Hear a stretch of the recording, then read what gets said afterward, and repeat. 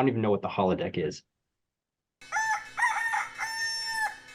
All right, so welcome to episode 109 of Farm to Markets. Today we're talking about the Fed rate hikes actually sparking inflation, demographic cliffs, Social Security, superheroes, and holodecks. There's been an article circulating the internet that was originally posted. I originally saw posted on Bloomberg, but I don't pay for Bloomberg, and I actually found it for free on the Times of India website. So it's the same exact article written in English on the Times of India that basically was talking about the fact that some people think that inflation is actually being caused by the Fed hiking interest rates. Do you think there's any truth to that? I well, was the article saying it was causing inflation or was it causing economic growth? I thought economic growth. Yeah. So economic growth, and then therefore that's and thus inflation. Okay. Yeah.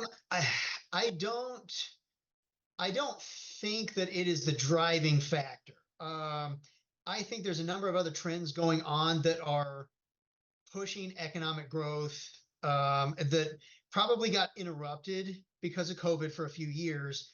And we're now starting, as we've moved out of that era, starting to see that really play out. Some of it is, the Trump era tax cuts have been really good for American businesses. The payroll tax cuts have been good for consumer spenders. We've seen, with the CHIPS Act, there's now subsidies for an emerging business in the United States. Tariffs are encouraging manufacturing to move back to the United States. We're seeing manufacturing growing at double the rate of the economy. That's led by semiconductors. And semiconductors, the industry is expected to almost triple in size in the United States just by the end of this decade. So we've got a lot of manufacturing growth. And that's leading to a lot of blue collar and higher levels, so maybe white collar manufacturing. A lot of jobs are coming out of that. Labor market's tight, wages are going up.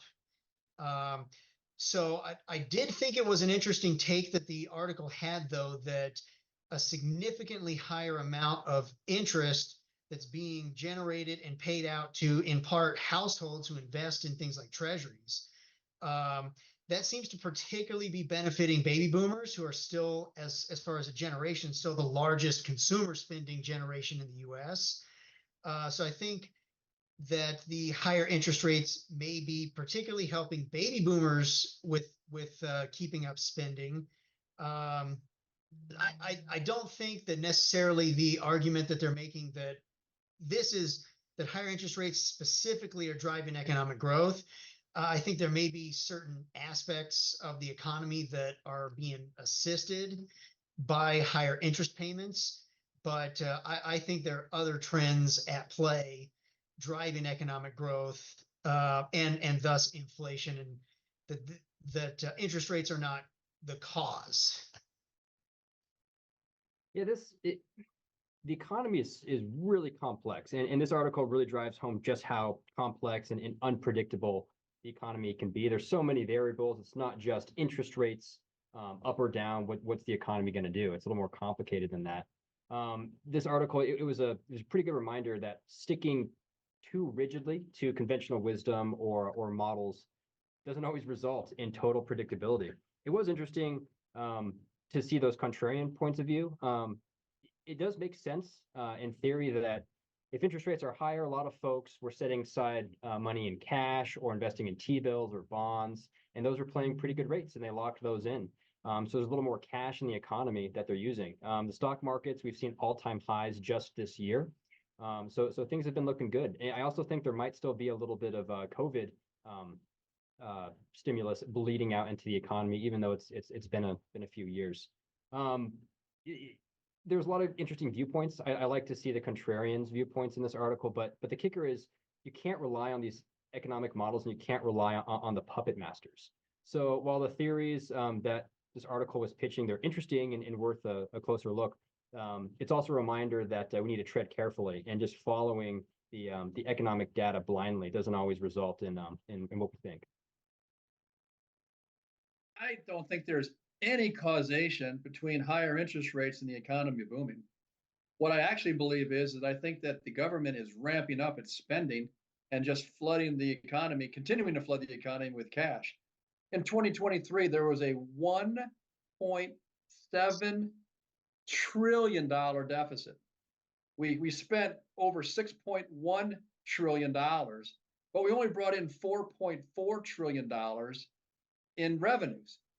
And when you have an extra 1.7 trillion going out than you're actually bringing in, you get the illusion that things are going well. It's like early on in my career, when I was first starting in the business, and I'd see people in town and they were buying Hummers and vacationing in Hawaii.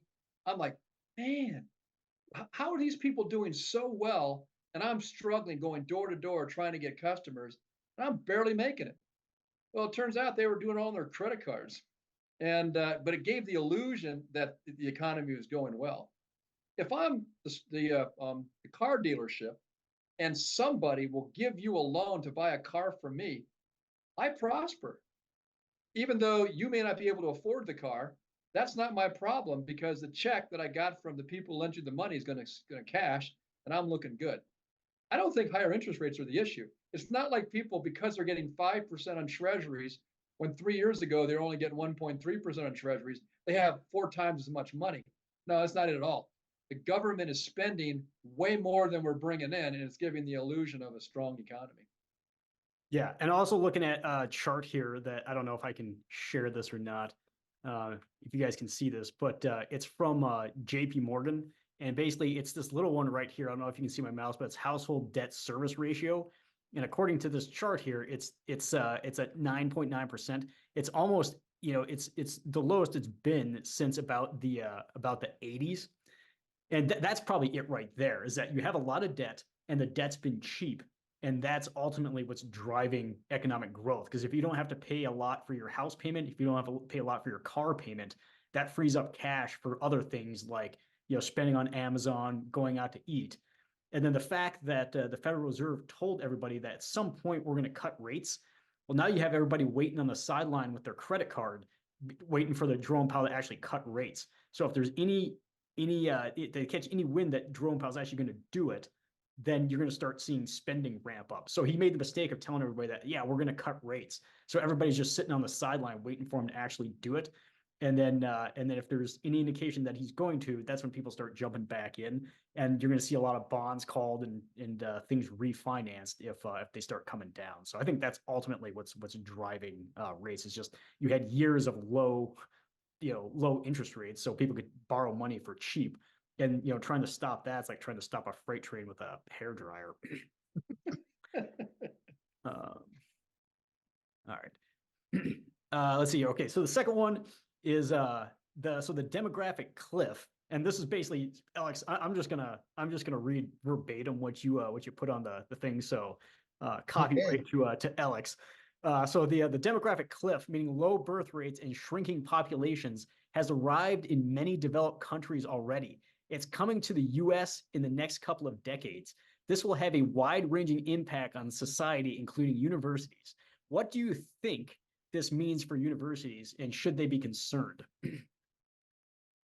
So I think universities are about to get a wake-up call. There's a rising movement in like the tech industry, for example, for like in-industry certifications that they're increasingly valuing as much or more as a bachelor's degree in computer science. I think with more and more of the trades becoming popular again, with more manufacturing jobs becoming popular again, there's a path to the middle class that doesn't include $80,000 in debt and a liberal arts degree now. And I think that trend is going to continue. So when you couple that with the fact that you may see a flat line and possibly even just based on population numbers alone over the next 20 to 30 years, just fewer kids applying to all of these colleges and universities in general, I really think they're going to have to start getting better at what they do and streamline their operations, maybe trim out all the fat, all these quote unquote, useless degrees or programs, things that don't really provide much value to society, but people still go and get them because they can. I think they're going to have to figure out a way to really improve. Otherwise, they're basically going to be dinosaurs that are not going to evolve in time and be replaced in their niche by other things. If we really are heading for a demographic cliff, then I think some universities should be concerned. The universities that charge ridiculous tuition rates and have a reputation for low ROI for their graduates, they'll be the first on the chopping block. If there are less students competing for the same number of colleges. To the universities that offer quality education for a reasonable price, I think they'll be just fine. I'm of the opinion that college is not for everyone. It's not necessary for everyone. If there was a breakthrough in, say, some like medical science that reduced the number of injuries or illnesses on a national scale, I'm sure that some hospitals would suffer. But overall, I think that would be a net good for society. And I want to look for ways to make healthy people sick or injured just to keep those hospitals solvent.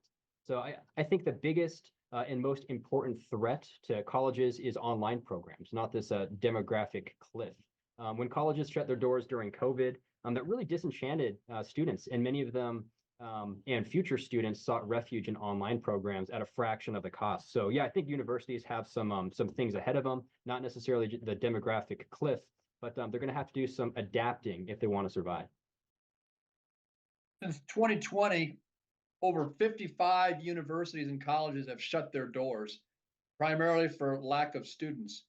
The birth, what do they call it? The demographic cliff is certainly real. Americans are having less and less children, just like the rest of the Western world is. In socialist societies, there's very little incentives for people to have children unless they have some sort of cultural reason for doing so. It's very expensive to raise kids, and you get very little in return. It's much better not to have kids at all and just live off the gravy train of social benefits. So people are going to have less and less children as long as we continue to give more and more social entitlements. Everything you said is true. These universities, they're not delivering what they promise. Drew was talking about online. 53% of college students right now are taking at least one online course. Well, if they're significantly less expensive, why do they have to go to brick and mortar institutions? Secondly, is that more and more families are getting skeptical about getting their return on investment for going to college. And finally, 26% of people who were surveyed who recently graduated from college actually believed it was worth going to college. Well, if they go home and tell their younger brothers and sisters that college was a complete waste of money, why would they be enthusiastic about going into debt to pay for it?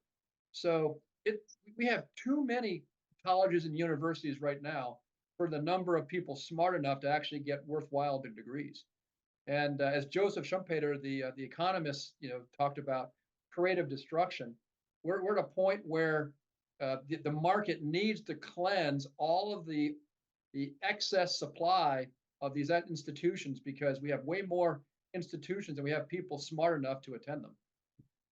Also, the Wall Street Journal ran an article on April 1st saying that Gen Z is becoming the tool belt generation. So more, Gen Z, people in that cohort are choosing jobs like, plumbers and electricians because there's a high demand for them, and trade schools relatively inexpensive, relative to like a 4-year degree. So you see a lot of people going into those trades, and then they make pretty decent money with a low amount of debt. So yeah, so I think they colleges should be concerned because we have we have too many people who got like a general 4-year degree working nice office jobs that don't want to go swing a hammer or fix the pipes. But now you have a whole generation that's going into that's probably going to skip college. So that's going to be hard for the universities. Also, and I guess if they want to be competitive, kind of like you guys said, is that they basically just need to distill their program into like the essential courses. Because when I went through college, we did like all this general education nonsense where I was taking like, Christianity and the Western culture and like, humanities and sociology, a bunch of classes that I didn't need that weren't pertinent to my degree, but you're paying for them.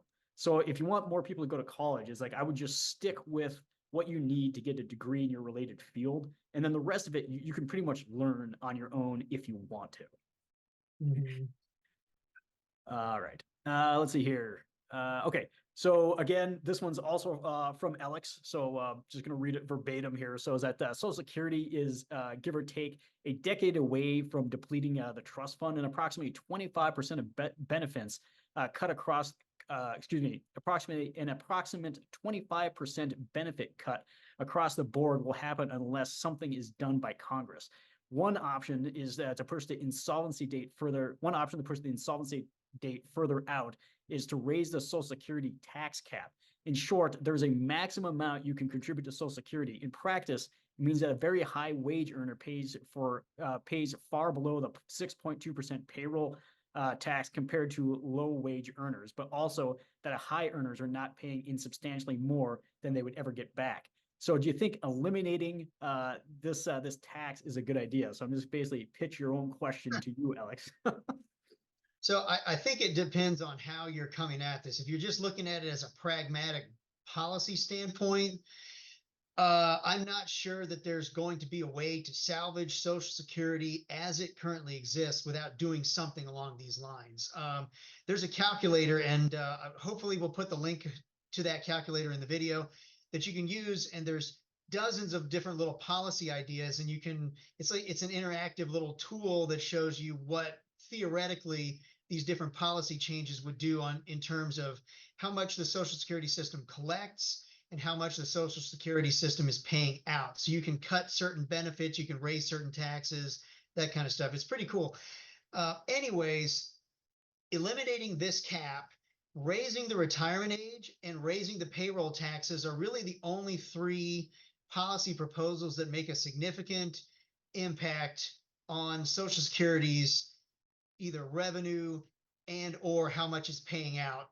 So I don't think that there's going to be too much they can do about Social Security without doing something about it.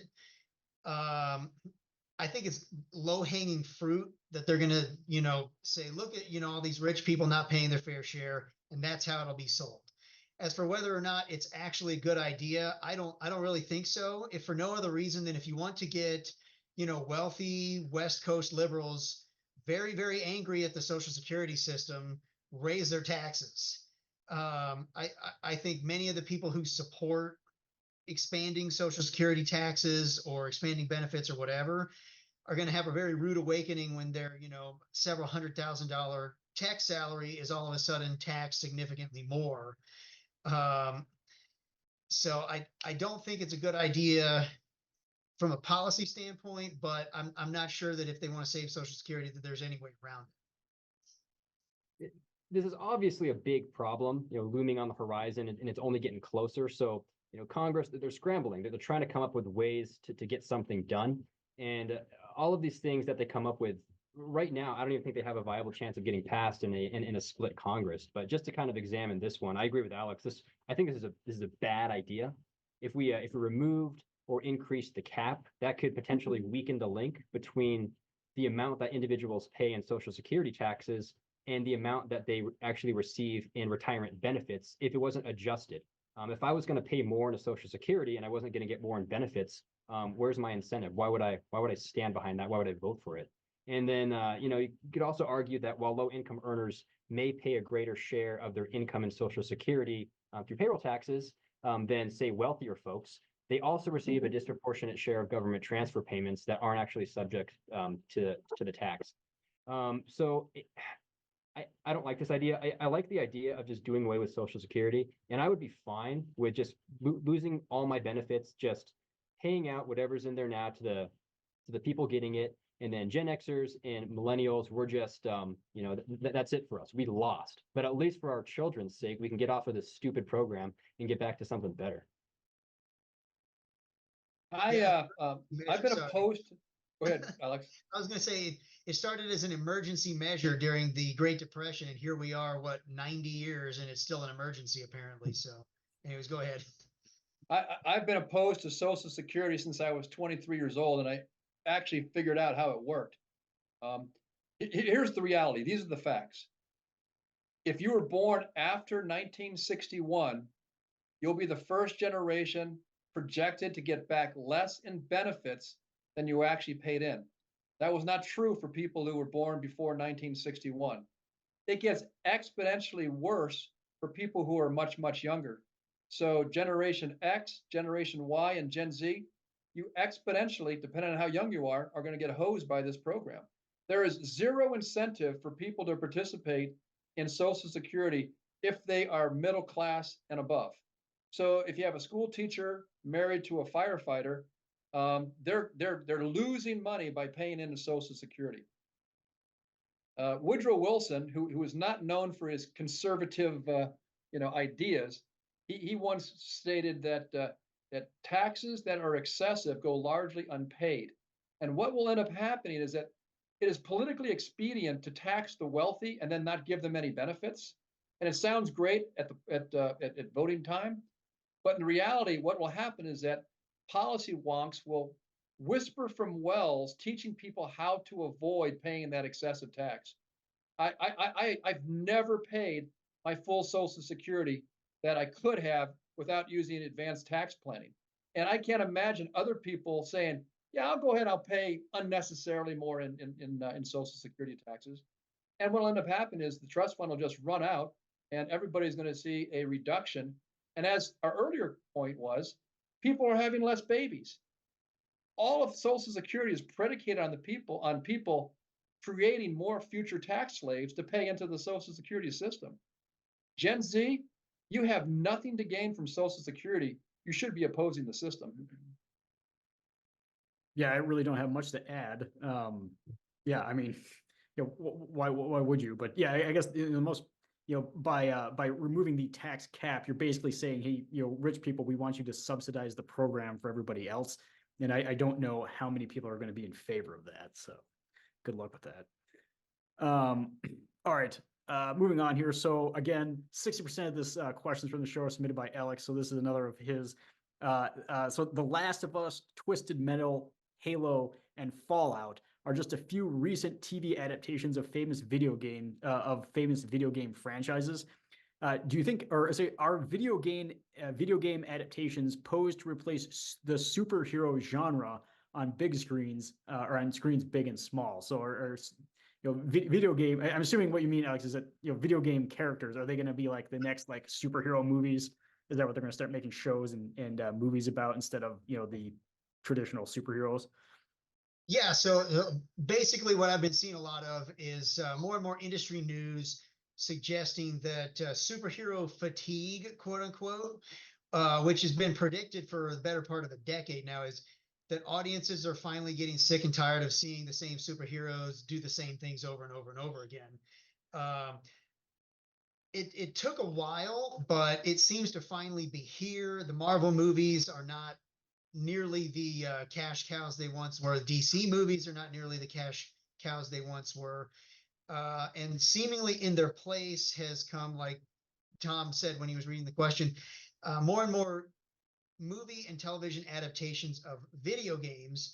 I think that they're going to be a much larger chunk of Hollywood studio productions going forward. The movie theaters really have the superhero movies to thank for saving them over the last decade plus. They were kind of on their way out, and some of those Marvel movies just basically printed money. But I think it's kind of a path of least resistance thing for Hollywood. You've got millennials who grew up playing video games, or characters they are nostalgic for, franchises they're nostalgic for. You don't have to come up with an original idea. All you have to do is take a game and adapt it for television using time-tested TV and movie tropes. I think that's going to be something we should expect to see a lot more of. I don't know which franchises are coming next, but I think we'll see more of it. I don't think they're going to replace the action hero movies. I think they're going to do a good job supplementing the action hero movies. Since the early 2000s, the folks' appetite for watching TV and movies has gone up a lot. There's less friction. You can use Netflix. You can stream all these things. So I imagine, I don't have the statistics, but I speculate that people are watching more movies than they were, a few decades ago. So they're trying to meet that demand.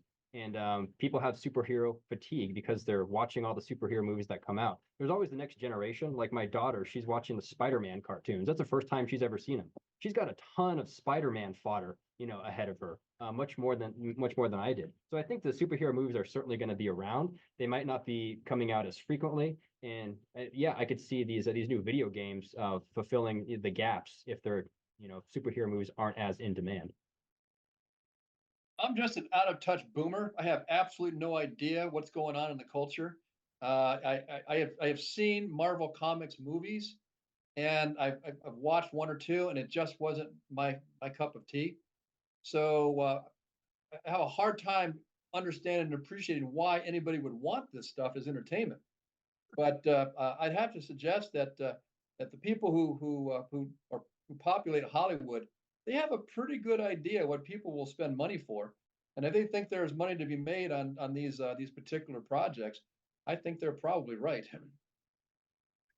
Yeah, I mean, I'm not surprised there is superhero fatigue because they've milked this cow like as much as they could. They took us through the whole like Marvel cinematic universe like over like a decade or something like that.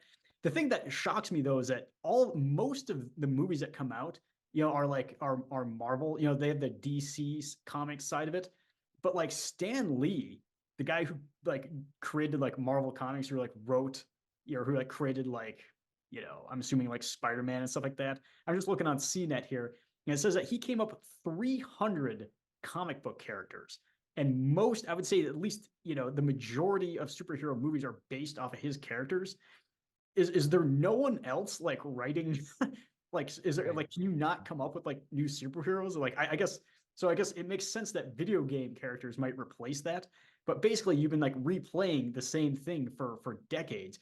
And it's the same thing with Star Wars, like Harry Potter and Lord of the Rings. Aside from that, I haven't seen a lot of original content lately. So I guess video games are the next source of original content. So I don't know, but I'm just shocked at the mileage they get out of Stan Lee making like movies and comic books and stuff like that. It's tremendous. I mean, it's a franchise. It's a whole lot easier to open up a McDonald's and have customers recognize your restaurant than opening up just Drew's hamburger shop. So it's probably easier to ride on the coattails of Spider-Man and Superman, which have been around for generations. Yeah, I guess. I mean that makes sense. But is there like no like starving artists out there like trying to come up with a right? And I see what you're saying, but like maybe it's not popular. Maybe there are people that are trying to create new superheroes or new fantasy characters, but people aren't paying money to fund those projects or watch them. Sense. Yeah, or they're like doing things like engineering and computer programming and stuff like that. Okay, last in one my here. group, there seems to be quite a bit of interest in the kind of projects that Angel Studios is doing with the Chosen series and some of the offshoot movies that have come across as that.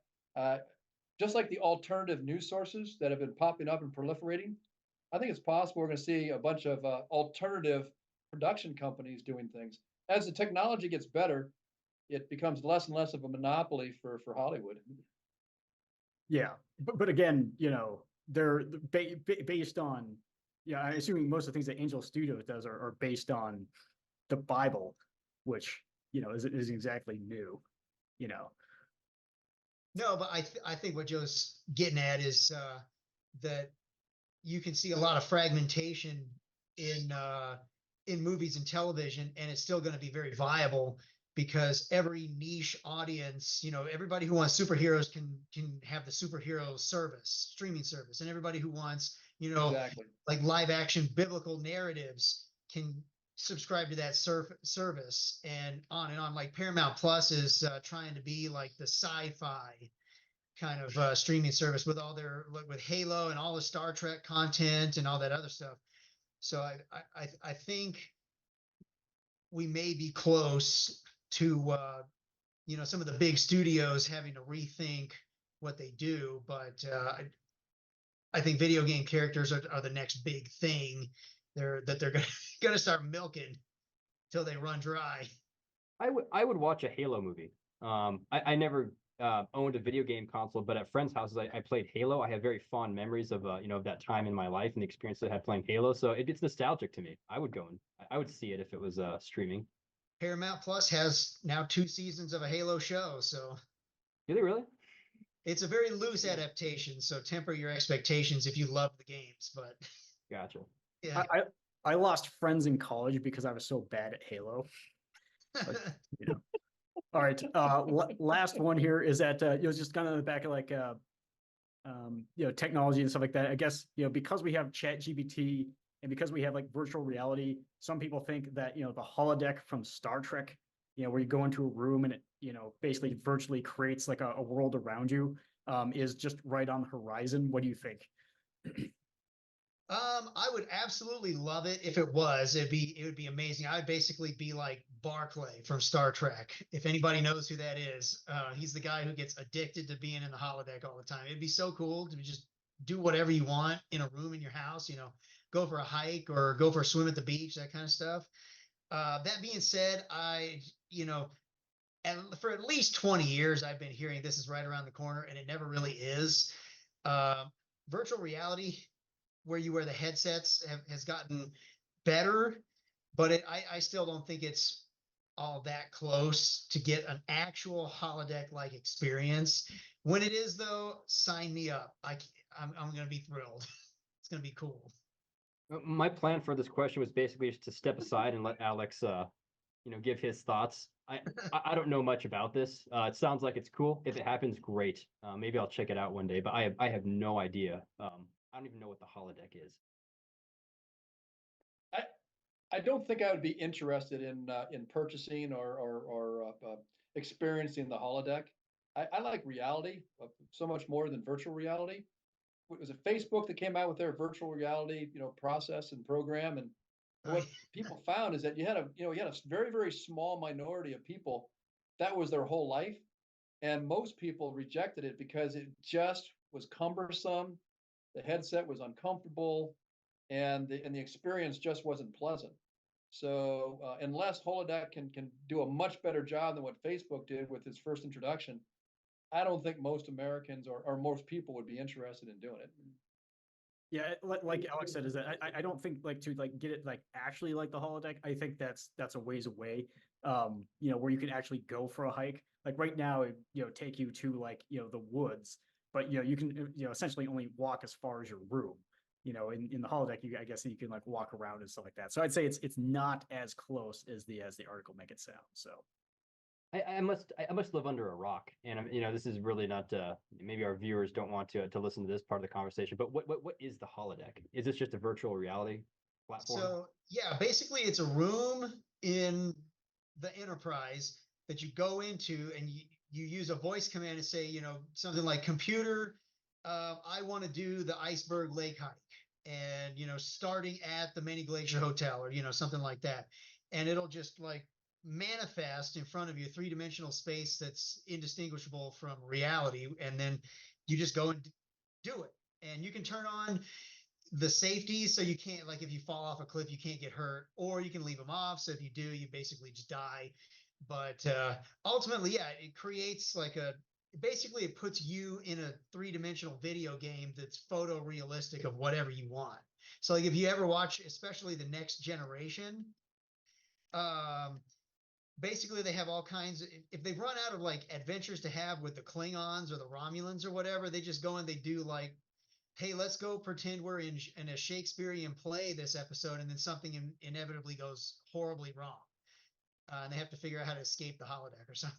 But yeah, it's basically just that. Gotcha. Yeah. The thing with the part when things go horribly wrong is something I don't believe. Right. All right. Well, that's it for episode 109 of Farm to Markets. We'll see you next time.